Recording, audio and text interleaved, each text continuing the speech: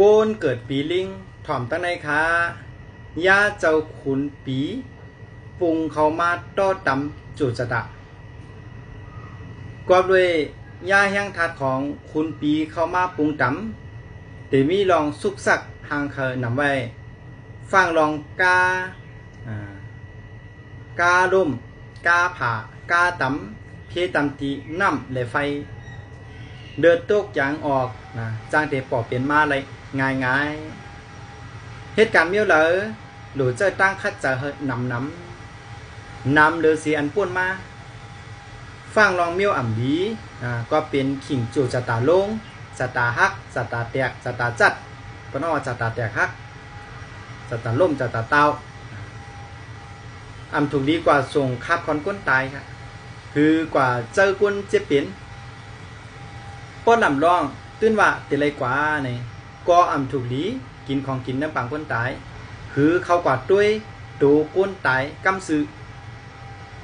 ป้อนลำร้องโลกว่าเจอผู้เจ็บเป็นก็อ่ำถูกดีจุกอยู่ไปกูนอนคือนั่งเนื้อกูของผู้ที่มีตั้งเจ็บเป็นอยู่นั้นนะ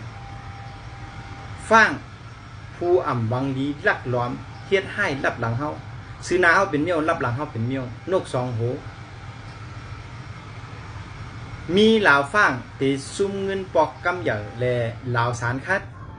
แต่เลยฟังการจ่ายเงินนิดนึงนะมีตื่นตังยาอมุตราอะไรขึ้นลุ่มคือพิษเถียงมีซบเสียงกุมทิ้งเดือดลมของตัวเก่าเฮลีในปีจังไหนมีตื่นตังผาดยานเปียดกันนะฮะคือมีลูกในปีไหนปอเกิดลองพิษเปิงอ่อนอิดอีในก็จ้างเทียดไรคำเจออย่างหลงเลยในขิงปีไหนในมีตื่นตังยาจุดฮักเฮียเนื้อจัดปานนะฮะมันจะมีการแลกได้สิลองนะเลยรายการคือไข่ตีอยู่นะเนื้อปีในลำลอง10 นั้นโดยไรปุ๊กจ่ออ้างจัดแคมสะนะฮะเอามาเจน้ำอาบล่างเปียดยังทัดให้นะฮะก็ตีใจเฮ็ดรอดป่นพี่เขียนไรเขาตอนปันสติอย่าลืมว่าการต้วยปีต่าง